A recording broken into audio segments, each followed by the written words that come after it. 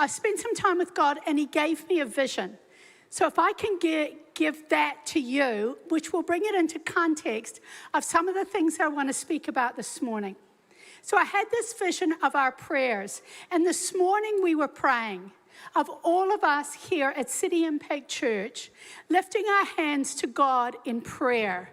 But it didn't stop there, because our prayers ascended to heaven.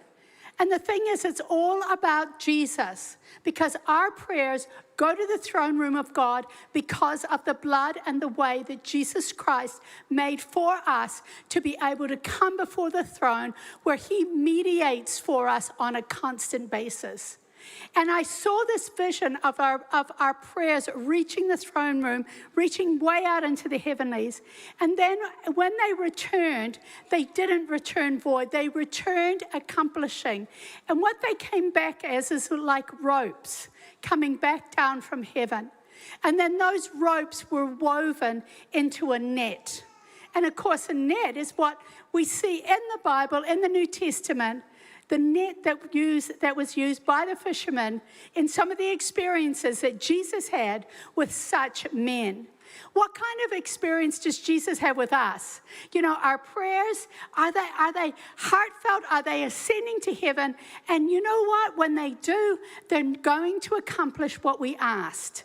They come back down to us, and the net is full. They will accomplish the prayer that we have requested. Now, I'm really quite practical on a lot of things, because let's face it, all of us have had unanswered prayer, right? Nobody's putting their hand up. You all are more holy than I am, because I've had prayers that didn't get answered. We do. We have prayers that aren't answered. But I honestly believe that this season that's lying ahead of us, there's a shift that's taking place in the spirit realm. And it's bigger than what I think we realize. And the catalyst and the forerunner of that shift is the church. The church makes a difference in the spirit realm. The government doesn't. Government policies don't.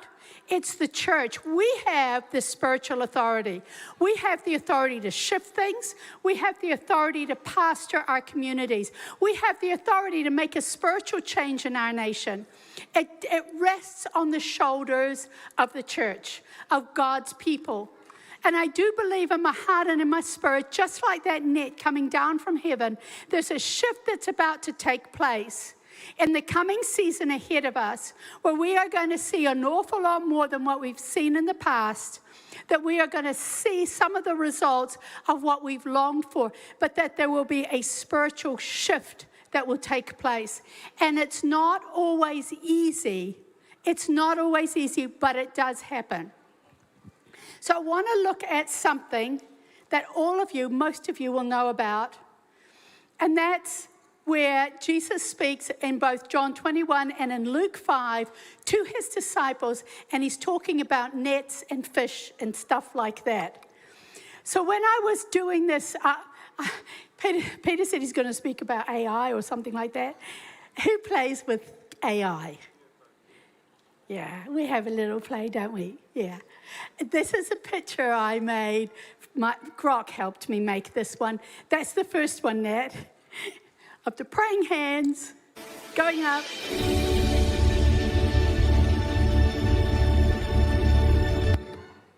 Isn't AI so cool? You can have great fun with it. So that's Grok. Anyway, I've got another one for you later. But I love it. I absolutely love it. It's just something. There's a whole lot of controversy, and I'm not going to get into that, because I'm just having fun with stuff that's around, and it's great. So this year, last year, Pastor Joe constantly had on the screen, "Thy kingdom come." So what's the next sentence after "Thy kingdom come"? We often say, and Peter made mention of it before, we often talk about obeying God. You know, you've got to obey God. But it's "Thy kingdom come, thy will be done."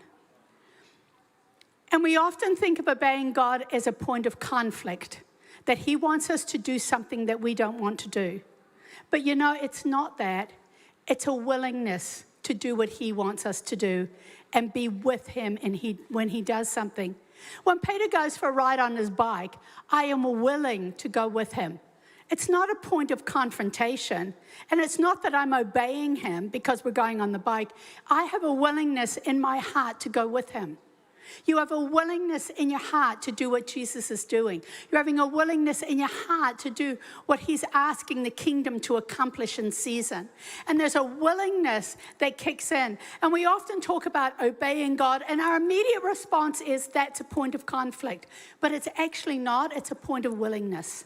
It's a willingness to walk with him, a willingness to do and experience the things that he's doing. So when we look at Luke 5, I'll pick it up there. Here is an appearance of Jesus Christ to the disciples. Now, the reason I'm doing both of them is this. The first account, which is in Luke 5, is at the beginning of Jesus' ministry. You all know where he says, I will make you fishers of men. That's the account that I'm talking about. The second account, which is 3.5 years later, is after the crucifixion and the resurrection of Jesus Christ. And that's found in John 21. So we're having these two events, and we're looking at them and saying, well, what's the difference between the two of them? Because they're 3.5 years apart, but how much had the disciples grown in that time? What difference was there when they first were called with their nets, and then when they also received that presence of Christ? Something else took place as well. Because in Luke 5, when Jesus asks Peter to put his boat out into the water a little bit, he was already feeling the pressure of the crowd. And when we feel pressure, it's not necessarily because we've done something wrong. In actual fact, the pressure of the crowd was multiplication. It was because something miraculous was taking place, and it brought pressure. And Jesus was feeling the pressure of the crowd. And so he turned to Peter and he hopped into Peter's boat first. So you can imagine, these boats are sitting on the beach. The guys, the fishermen, they're out washing their nets. Jesus is over here feeling the pressure of the crowd coming up against him and in his face. And so he goes and he actually climbs into the boat. So you imagine him sitting there in an empty boat. He would look really, really stupid. But he says to the boat owner, come on, push out a little ways from the shore. So Peter pushes out from the shore. And Jesus began then from that point to minister to the multitude on an easier premise. You see, water carries sound.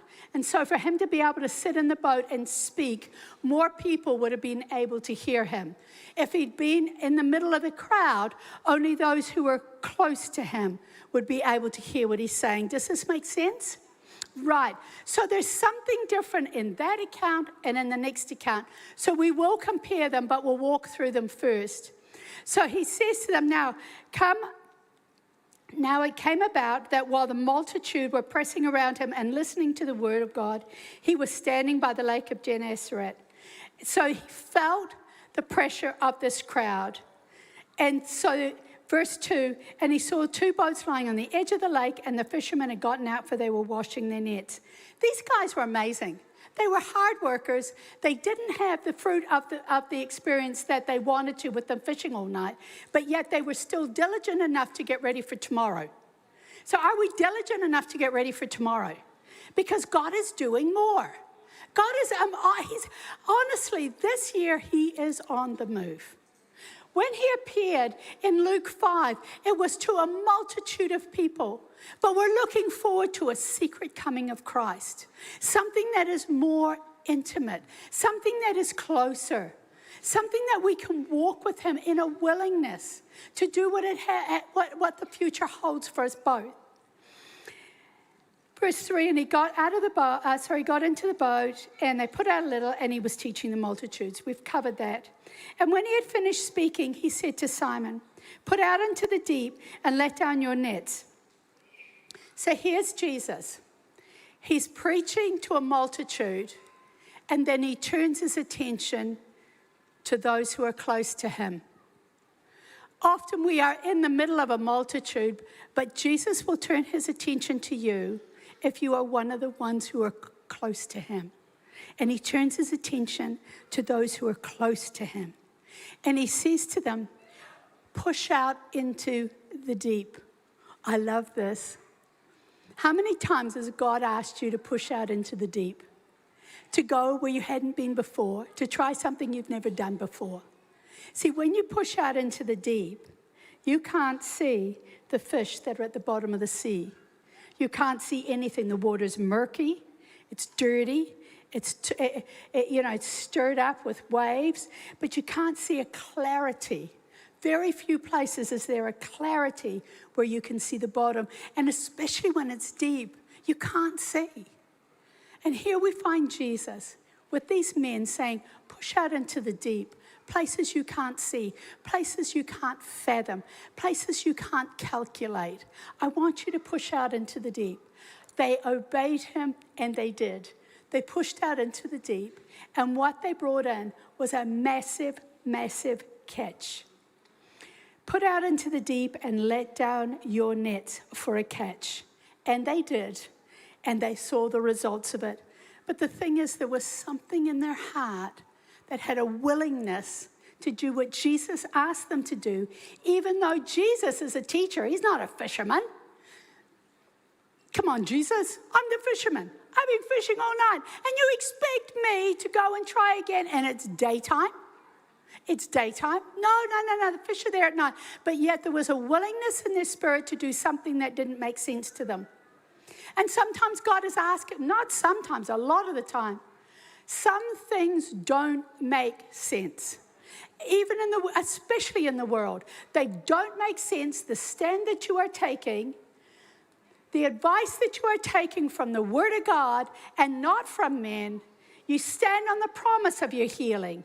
Yes, you've heard what they've had to say about it, but you're standing on the promise of your healing. You're standing on the promise of your reconciliation. It is not over till the fat lady sings.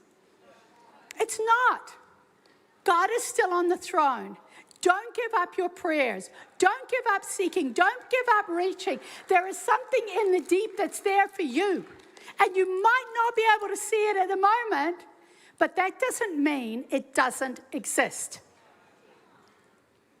Jesus proves that. It does exist. It's out of your sight, but it still exists. It's still there. Are you going to reach further? Are you going to reach deeper? And what kind of net have you got when you reach that far and you grab and you find out what God is? Can you contain the goodness of God and the abundance of his blessing when he brings it in, or is your net going to be full of holes? Things that you know you should have taken care of. Things that you know you should have fixed. Things that you know are causing a gap in your life. I laughed because I said to Peter, I said, when we were first married, the net that we had for us, there were so many holes in it, you could drive a truck through them. But yet now, our nets are a little stronger. They're a little closer net. We get on an awful lot better these days, don't we, darling? Most times. Except when he decides that I am look, we got the instructions, okay? The instructions had 2 people with pants on. I am the skirt, okay? So the instructions, 2 people with pants. I'm like, I'm not that person. And he said, you are today. Oh. And I did not drop my end, may I say. I did not drop it. So he's taking it off the truck, 66 kgs of it, right? And I'm standing there, and he just...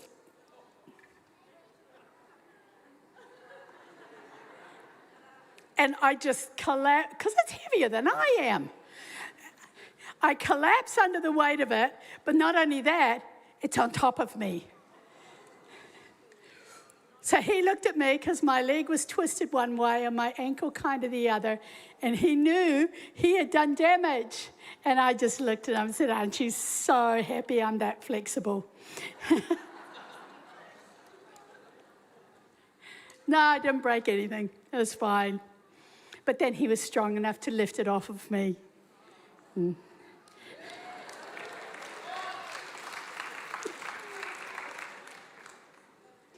I did show him the picture of the two dudes doing the job, not the girl. Never mind. Anyway, where are we? So they put into the deep, they let down their catch. Jesus is lovely and close to them. And I guess I called this whole thing, the closer you are, the more you can see. The closer you are, the more faith you will have. The closer you are to Jesus, the more that you can trust him. The closer you are, the more willingness you have in your heart and in your spirit to follow the voice on the inside. When God speaks to you, it echoes on the inside. It's not something you necessarily hear on the outside. Sure, you hear it in the Word of God, but it's echoing on the inside, the pages of your Word and what God is saying on the inside. And the closer you come to God, the closer you come to Jesus, the more you walk with him, the more you will hear him, you will understand, and you will be able to willingly work with him. See, this is not the multitude. This is the group that's in the boat with him. They trusted him, they obeyed him, and then it says, and Simon answered and said, Master, we worked all night and caught nothing, but at your word we will let down the nets. So they did, and they came close. Then they said, and when he had done, they enclosed a great quantity of fish, and their nets began to break. And they signaled to their partners in the other boat to come closer and help us. Come close, give us a hand. And they came and they filled both boats, and both boats began to sink. The closer they came, the more abundance that there was, but they weren't prepared for what God was about to outpour upon their boats and their nets. Their nets had holes in them, and their boats began to sink. Can I just give you a tip? It's really smart to have some freeboard. It's really smart to have freeboard. You know the old saying, well, you want something done, you give it to a busy person. But a busy person actually knows how to have some freeboard so that they can take on more. And they can take on more. And sometimes they're bailing it out just as fast as they're taking it on. But there's some freeboard to be able to navigate what's ahead. Even when Jesus came to Peter walking on the water, they did not have enough freeboard. And the boat was filling up with water. We've got to have some freeboard in our life. And freeboard isn't doing nothing. Freeboard is creating strength and creating a net that will not break. See, freeboard isn't because you feel the pressure and you want to do less. Freeboard is stepping up in faith and saying, God, if you want me to do this, then we can. God, make my vessel stronger. Make me stronger. Give me more wisdom, Lord.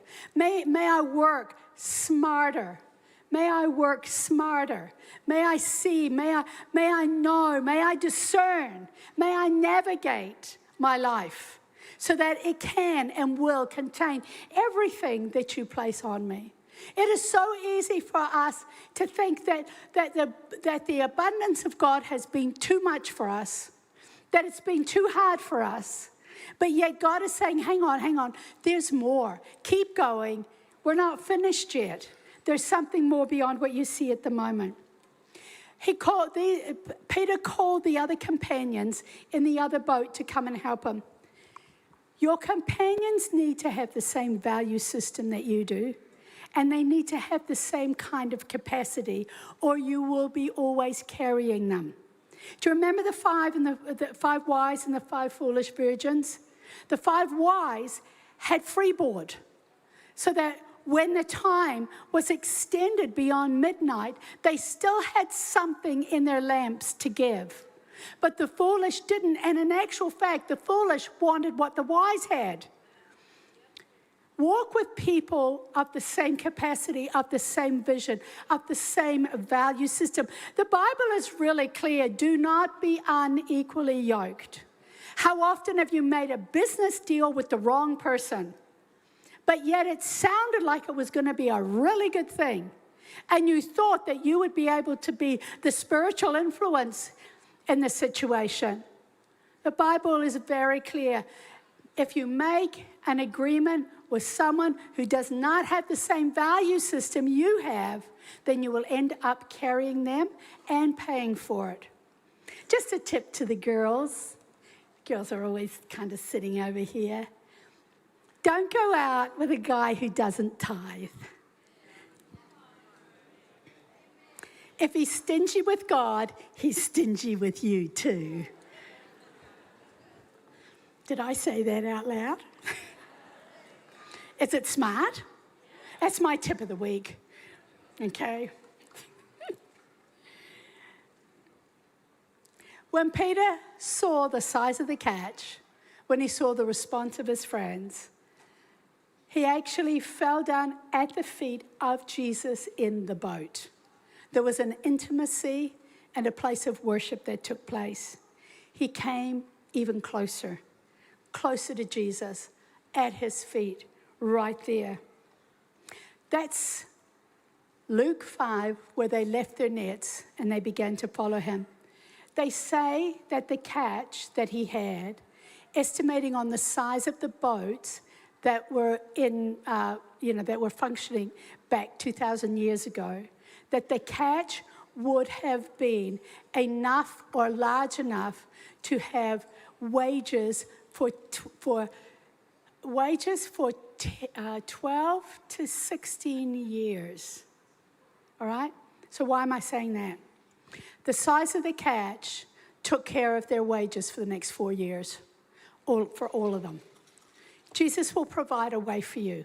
When he asks you to do something, he will pay for it. He will.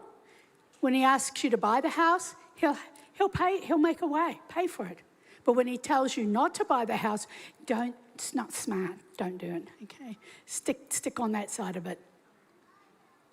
So there's a huge catch that they got, but it was going to pay their wages for the next 4 years. And what did? They left their nets and they followed Jesus. So now we come into a place where they've been following him for 3.5 years. So have they learned anything? How long have you been following Christ? How long? Have you learned anything from when you began to now, 3.5 years later? Is there a difference between what you knew when you first met him, when things were murky, when things were not quite, you didn't quite understand it all? You didn't understand church or God or the Bible, and you were trying to fathom and navigate it. But now you've been walking with Jesus willingly for 3.5 years. What have we learned? What has changed? Have things changed? And if they haven't, we got a problem, because things should have changed. So 3.5 years later, we have a completely different scene, but yet we have fishermen and boats. Little chocolate fish I got here for, just to remind me. We find Peter going, look, 3.5 years, Jesus is dead. So now what am I going to do? I'm going to stand around here waiting for a miracle? Am I going to stand around here, looking for the next thing? Forget it, guys. I'm going fishing. His group of disciples that were around him, there was actually 6 of them, they said, we're going with you. So those who were close to him bought into the idea of let's go fishing. 3.5 years of following Christ. Now what do? He's gone. My idea? I'll go back to what I know. I will go fishing. The Bible tells us, actually it's Jesus who tells us to do business until I come. If they hadn't gone back to their nets and kept themselves busy, they would not have experienced the next encounter that they're about to have with Jesus Christ. See, this first encounter was very public. There was a multitude. They were in the boats and things happened, yes. But this encounter, this is intimate. This is personal.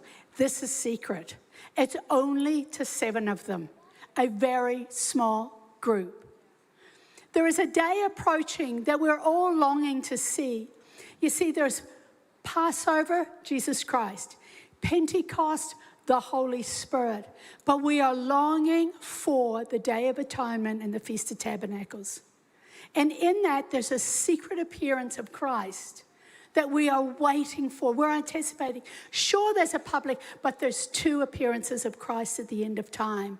One is a public one is a secret one, and I don't want to miss out on the secret one. Are we positioned like that? I'm not sure. I don't know God's timetable, but be assured there is a timetable. There is a timetable, and things are shifting and changing. Is today the year? Is today the year where God's going to pour out his Spirit on all mankind? Is today the year? Am I ready to be part of that? So here we see Peter going, I'm going fishing, and the others who are close to him, come closer, let's go fishing. They kept themselves busy, and off they went. They said, I will also come with you. The 7 went out all night and caught nothing. But when the day was now breaking, there is a shift that takes place. Do you know what the first words of God to the world were? Come on, you're just too scared to tell me. Let there be light. Let there be light. Let there be a beginning of something fresh, something new, something you can see, something that is evident, something that will launch you into the future. So it's a beginning of a new day. When the day was now breaking, Jesus stood on the beach. Before he was in the boat with them, but now he's at a distance. He's over here, and he calls out to them. The disciples did not know that it was Jesus. So Jesus said, children, do you have any fish? Have you got something I can use? What have you got in your hand? We've been together for 3.5 years, and here I am. You don't recognize me, but are you ready for what God might want to do next? So there's a distant voice calling them. When God calls you, what do? What do you do? Do you move on that, or just put it aside and move on to the next thing that's on your list and your agenda? Peter said something the other week when we were down at Great South Road. He said, what do you do? Do you get out of the boat when God calls you? Do you actually venture into something more? Is there something more? Yeah, there's something more this year. There's an anticipation that Christ is going to manifest more greatly than he has in the past to his church.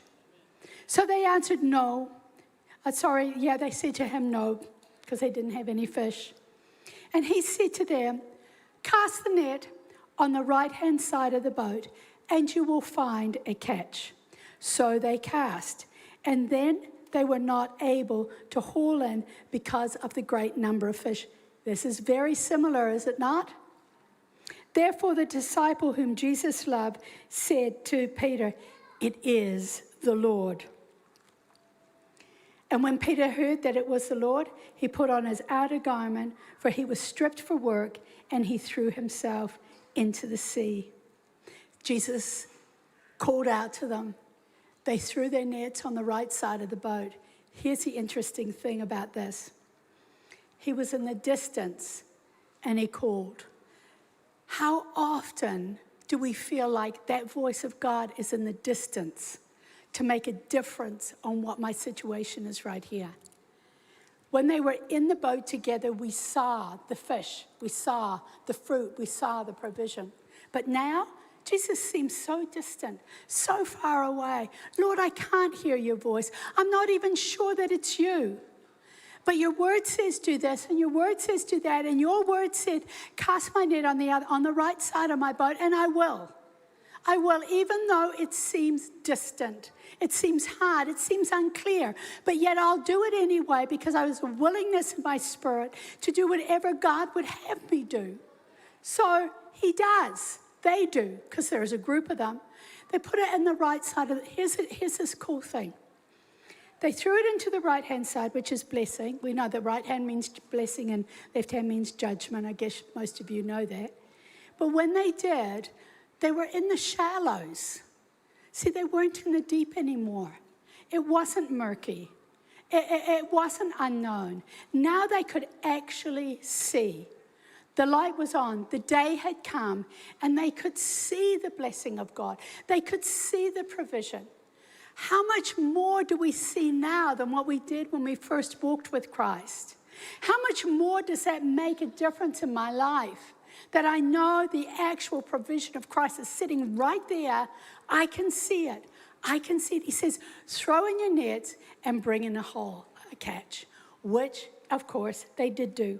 Therefore, the disciple whom Jesus loved said to Peter, it is the Lord. I love this bit.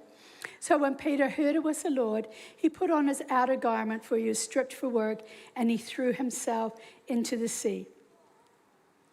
Do you remember the garment, the wedding garment? Jesus spoke a parable about a king giving a wedding feast, and people turned down the invitation. You know, oh, I've married a wife, or I've got oxen, I want to plow my field, I want to do this and I want to do that. I've got lots and lots of excuses to not show up at the invitation of God. I've got so many excuses. I'm not going to show up at the invitation. So then the master goes and says to his servants, go out into the highways and the byways and compel them to come to the marriage supper of to the wedding feast. So they do, and then they're handed something. They're handed a wedding garment. And then it goes through the parable and it says, Jesus says, the master looks upon all the guests at the wedding and says to one of them, where's your garment? Where's your garment? See, Peter put on his garment before he went ashore. Peter put on his garment to be part of what Jesus was doing next. Where is your garment? Where is your wedding garment? So your wedding garment is your robe of righteousness that Jesus Christ gave you. And you don't want to be showing up at his meal without it on. You want to be part of what he's doing. You want to be part of this next move of God. But are we wearing the righteousness of Christ? Or have we laid it aside and decided, like Peter said this morning, to eat of the tree of good and knowledge and think, I know what's good for me, instead of God knows what's good for me? But wearing that garment, we know what happened. The person without the garment on was thrown out of the wedding. I don't want to be thrown out of that. But the other disciples came in the boat, and they were not far from the land, but about 100 yards, dragging a net full of fish. So when they got out of the boat, they saw the charcoal fire already laid, fish placed on it, and bread. Fish and bread, come on, feeding the 5,000, you all know it, don't you? Do you know it's the only miracle that's in all four Gospels? So there's something very special about that. But this time, instead of feeding a multitude, Jesus had bread and fish for an intimate group. See, I do believe very strongly that there will be an intimate, secret experience with Jesus Christ. And it'll be to those who are close to him. How close are you? How close are we? Are we walking in a willingness to be close to him on a constant basis? The fish and the bread that was for the multitude, now Jesus turns his focus to these few, 7 of them, on the beach with him. It's an intimate moment. There's so much difference between going fishing then and then going fishing now. See, Jesus came to save the world. All who call on Christ will be saved. For God so loved the world that he gave his only begotten Son. Whosoever. But now there's a coming of Christ that's secret, that's intimate, that's for his followers, those who are close to him, have an intimacy with him. Simon, where am I? And Jesus said, bring some of the fish which you have caught. What's in your hand? What's in your hand? Bring it. Bring it. God's going to use it. Bring it. Don't think that it doesn't matter what's in your hand. Don't think that you don't have something to contribute, because you do, because God made you. He also provided for you. He created you. It's all there. And Simon Peter went up and drew the net full of large fish, 153, and although there were so many, Here's the difference. What God asked you to do yesterday was really hard. But as we come closer and closer, and we've walked with him for a long time, when he asks you to do something, your net will not break. Your net will not break. And you will see the catch, which will build your faith. You will know that you are capable of doing what Jesus has asked you to do. Jesus said, come closer. Come closer. I've got breakfast for you. See, I've risen. It's not over. It's only just begun. I did another little 7-second clip, AI. Grok. So can we have a look at that? It's just...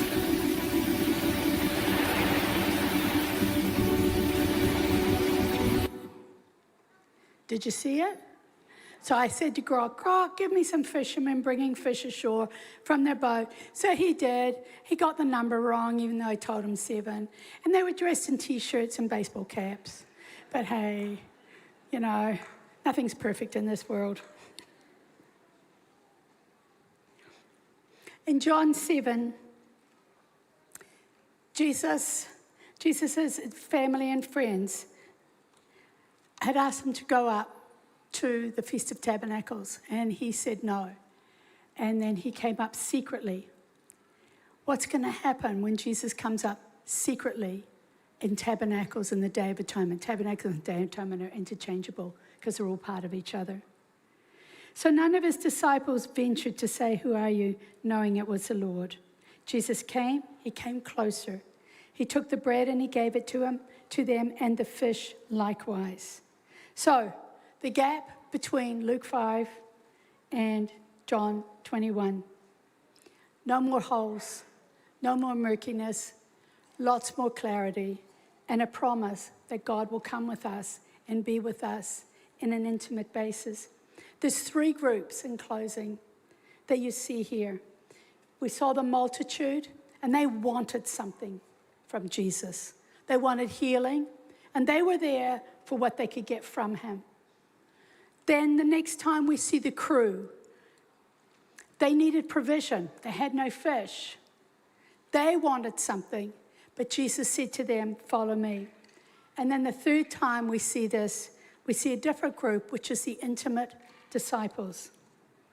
And they needed direction because they went fishing. They didn't know what to do after Jesus was crucified.